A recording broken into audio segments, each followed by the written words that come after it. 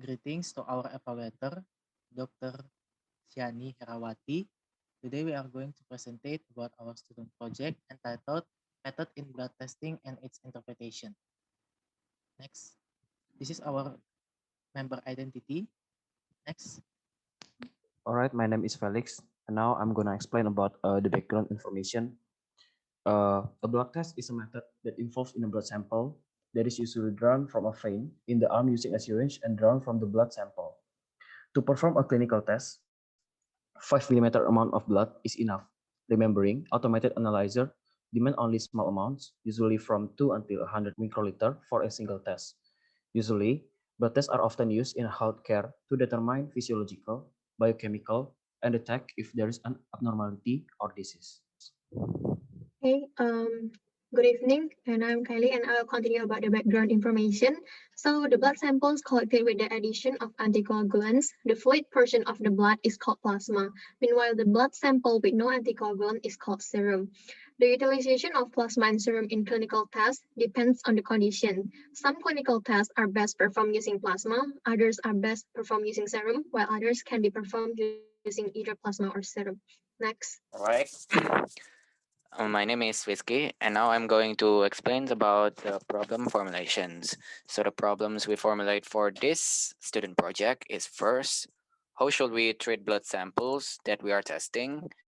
Second, what are the methods used to extract blood samples from the patients? And third, what are the methods used to examine blood samples from the patients? Four, what are the purpose of those blood examinations? And five, how do we interpret the results from the aforementioned blood examinations? So after the problem formulations, of course, we have objectives for the student project. The first one is to summarize procedures used to treat blood samples that will be used for testing. The second objective is to summarize the methods used to extract blood samples from patients. The third objective is to explain about the methods used to examine blood samples from patients. Fourth objective is to explain the purpose of such blood examinations. And the fifth objective is to summarize the interpretations of the aforementioned blood examinations. We hope that this student project can bring many benefits for both the writers and the readers of so this media can make us learn more about the methods used in blood testing and how to interpret the results from such tests. We also hope that this student project can be used to review what has been known so far about the methods and interpretations of blood tests so we can synthesize possible advancement that may be applied to this study field. Okay, the next one is blood test preparation. Before it, my name is Felix. And now I'm gonna explain about the blood test preparation. Okay, blood test pre-analytical phase includes the patient preparation, sample collection method, and sample handling. Majority of errors in blood testing occur in the pre-analytical phase of testing process. The most common error in this phase are the procedures of sample collection. Clinicians frequently insert patients to fast for their blood tests to screen and diagnose pre-diabetes and type 2 diabetes, but a patient may also fast with the knowledge of their clinician. This is why the patient preparation is very important to reduce variability and inaccuracy of the test results. Patient preparation includes dietary restriction, such as fasting, food restriction, and avoiding certain foods, and also drug or medication restriction. In the case of blood testing of for cell count, blood should be collected from fasting patient in the morning between 7 and 9 a.m. because ingestion of circadian rhythms may alter the concentration of analytes. In phlebotomy procedure, there are three common methods that are used in blood testing, which are venipuncture, capillary, and arterial sampling. Each method possesses different technique and location of sampling, but all require basic septic procedure.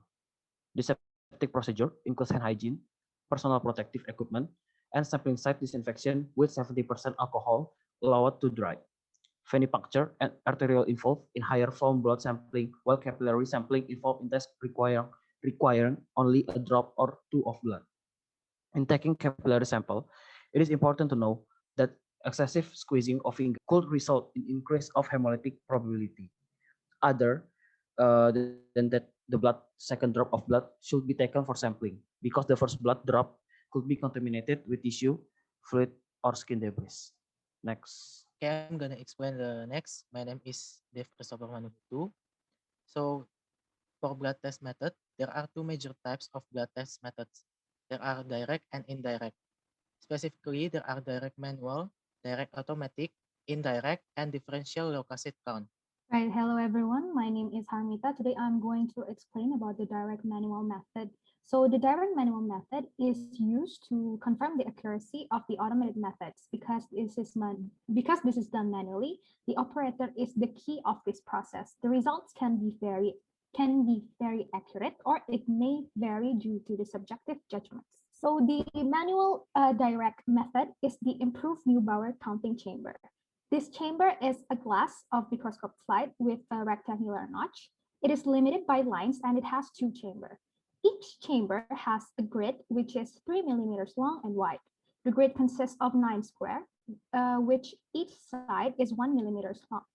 The square in each corner is used for the white blood cell count, and the middle square is divided into 25 sections with the length of 0.2 millimeters and is used for red blood cell count and platelets.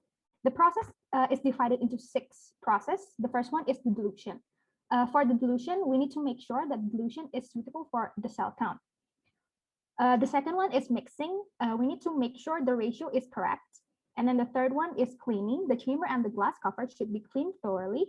The fourth one is the placement. We need to make sure to put the glass cover on top of the chamber. The fifth is transferring. We need to transfer the diluted blood with a pipette in a correct amount. And the last one is for the cell count.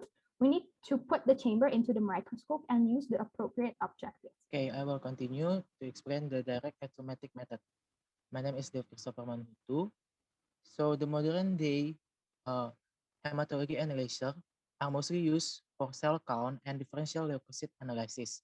Hematology analyzers are becoming increasingly complex. The modern day hematology analyzer are providing 5 to 7 parts differential white cell analysis based on various technologies, such as electrical impedance, radio frequency conductivity, like scatter, fluorescent scatter, and cytochemistry. Initial developments in this field starts from the 1960s. The cell scan, egg, and the hematrack and the SIDEC scanning microscope system, or SIDEC, were among the first automated morphological analysis system introduced. These cell counters were capable of subclassifying the leukocyte and detecting abnormalities in leukocyte, red blood cells, and platelets using instrument fact. More recently, more advanced automated digital microscopy systems have been developed and introduced to the laboratory hematology market. The newest one is the MindRay BC16. Next, the MindRay BC16 is the newest generation of automatic hematology analyzer designed to meet the needs of the outpatient and emergency departments. This instrument is based on fluorescent detection platform, which can analyze peripheral blood and body fluids with microsamples, and it is a high-end instrument with a wide range of application. Next. For the next one, I will be explaining about indirect blood smear, in which indirect blood smear is a method used in blood testing. The most common method used in indirect blood smear is peripheral blood smear. The peripheral blood film used includes the cytology of peripheral bloods smeared on a slide and is usually associated with the characterization of the illness. Next, for the platelets count, for field number 18, platelets in 80 field of view times 1000 is the same as platelets per field of view. And for FN22, platelets in 11 field of view times 1000 equals platelets per field of view. And for the leukocyte count, for FN18, it is normal if there are 15 until 35 leukocytes per field of view. And for FN22, it is normal if there are 22 to 50 leukocytes per field of view. Next, there are a few steps in peripheral blood smear. The first step is we have to place a clean glass slide on a flat surface, and on one end of the glass, we have to add a small drop of blood. The second step is to take another glass slide and hold it at 45 degrees. Next, we have to touch the blood with one end of the slide and brush it or run it along on the edge. The third and final step is to make smears along the edges and label it clearly. Next. Greetings, everyone. I'm Annisa Nuraini. Moving on to the differential leukocyte count. It is used to determine the percentage of each type of leukocyte and abnormalities present in blood. Differential leukocyte count, or DLC, can be performed by either an automated or manual method. Next. So automated DLC is performed with hematology analyzers with flow cytometry. The differential counting capacity of flow cytometry is either 3-part for granulocytes, lymphocytes, and monocytes, or 5-part and 7-part that would classify neutrophils, eosinophils, basophils, lymphocytes, monocytes, blasts, and atypical lymphocytes. Automated DLC with hematology analyzers made it faster and easier to get more precise results than the manual DLC, but it may generate false positive flags or miss some abnormal leukocytes because of clumping platelets or agglutination of EDTA. All right. My name is Bagus from Satia Bayu Saputra, and I will continue the presentation. So, another method that is used for differential leukocyte count is the manual count with a stain smear. This method uses stain smear to examine the percentage of every type of leukocyte present, assess the erythrocyte and the platelet morphology. The increase in the number of leukocyte and the presence of immature leukocyte can help to detect abnormalities. Leukocyte, erythrocyte, and platelet need to be examined morphologically, and changes need to be observed. In this method, changes from technical error can happen from failure to prepare the blood smear. Abnormalities in the peripheral blood smear may affect total cell count and needed to be corrected. So, in comparison, manual differential leukocyte count with blood smear give additional information on the morphological evaluation of leukocyte. Thus, the manual differential leukocyte count remain as a gold standard of hematology analysis because it ensures and validates the result of automated method. Next. Hello everyone, my name is Dina and I'm going to explain about blood test interpretation. Following a blood analysis and interpretation of the results obtained is significant in determining patient diagnosis and treatment for clinicians. Through various evaluation, a range of normal values is obtained as an indication for biological or physiological diversity. Therefore, blood testing interpretation plays a crucial role in ensuring clinicians to provide correct diagnosis and treatment in accordance to patient clinical condition. Next, in this case, blood testing interpretation includes the interpretation of leukocytes, erythrocytes, and thrombocytes concentration. Next, leukocytes have the biggest role in immunity and phagocytosis to fight against infection. The range of their normal concentration value in the blood are between 4 times 10 to the power of 9 cells per liters until 11 times 10 to the power of 9 cells per liters. Leukocytosis, or a high level of leukocytes above 11 times 10 to the power of 9 cells per liter, occur when there are changes in the distribution of leukocytes. It may be a sign of physical or emotional stress, infection, inflammation, drug reaction, blood cancer, and other causes. Other conditions are a decent level of leukocytes in the peripheral blood under the normal range, or 4 times 10 to the power of 9, called leukopenia. This condition leads to an increased risk of infection. Several conditions, such as medical treatment effect, bone marrow failure, drug reaction, acute viral infection, cancer, autoimmune disorders, and others may cause leukopenia. Next, there are 5 major types of leukocytes called neutrophils, and its normal value are around 2 times 10 to the power of 9 cells per liter until 8 times 10 to the power of 9 per liters. For lymphocytes, the normal value are around 1 times 10 to the power of 9 until 3.5 times 10 to the power of 9. For monocytes, it's 0.1 times 10 to the power of 9 until 1 times 10 to the power of 9. For eosinophils, it's 0.01 times 10 to the power of 9 until 7 times 10 to the power of 9. And for basophils, It's 0.01 times 10 to the power of 9 until 0.1 times 10 to the power of 9. The abnormalities of them may lead to nephrocytosis, lymphocytosis, monocytosis, eosinophilia, and basophilia. Next. Greetings everyone. My name is Ningsih, and I'm going to continue the presentations with interpretations of red blood cell test. Next. So basically, interpretations of red blood cell test is very important because from these interpretations, it can be found that there are some abnormalities in the number and shape of the red blood cells. And then later, this abnormality can be used to identify the presence of a disease in people's bodies. Next. So actually, the results of the RBC test can be determined by comparing the results of the tests that have been done with the normal range of the RBC. Next. So actually, the normal range of RBC is based from gender, and for men, it was 4.6 times 10 to the power 12 per liter until 6.5 times 10 to the power 12 per liter. And for women, it was 3.6 times 10 to the power 12 until 5.8 times 10 to the power 12 per liter. Next. So there are the most common disease that can be identified from interpretations of red blood cell tests. That was anemia and polycythemia. So first, anemia.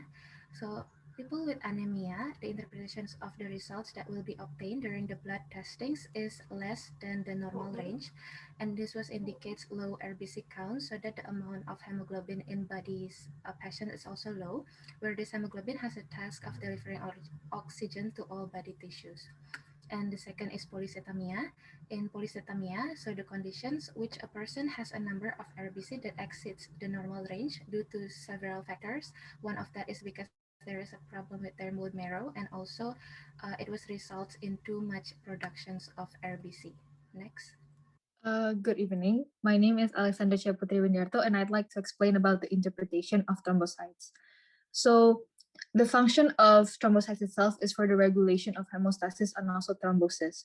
However, in order for these functions to properly function well, the platelet concentration must stay within a range of 150 times 10 to the power of 9 per liters to 410 times 10 to the power of 9 per liters. When the values exceed these numbers, it presents as a condition called thrombocytopenia and also thrombocytosis. Thrombocytopenia is defined as when the platelet concentration falls below 150 times 10 to the power of 9 per liters, while thrombocytosis is defined as when the platelet concentration reaches above 150 times 10 to the power of 9 per liters.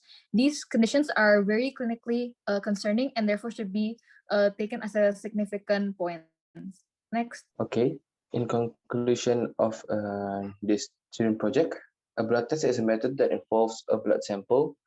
This test is the most common test to help clinicians to determine physiological, biochemical, and treat if there is an abnormality. Blood samples are collected in a collecting tubes with addition of anticoagulant or without anticoagulant, depending on the test. The blood sample is usually drawn from venipuncture, in the arm using syringe, or in the capillary using prick tools, and collected with appropriate type of collecting tubes or slides. The blood test itself could be performed automatically or manually, where each method possesses their own advantage and disadvantage, and further categorized as direct or indirect methods. Manual testing is usually performed because of the lack access to automated instrument, and the numbers of sample is relatively low. There are also conditions in which manual testing should be performed in addition to automated testing. Next. After testing is done, all of the testing methods will be calculated to get a standardized unit for easier comparison with the normal reference value and interpretation mentioned in last chapter. So this is the reference we use. Next. I think that's all from SGD B5. Thank you.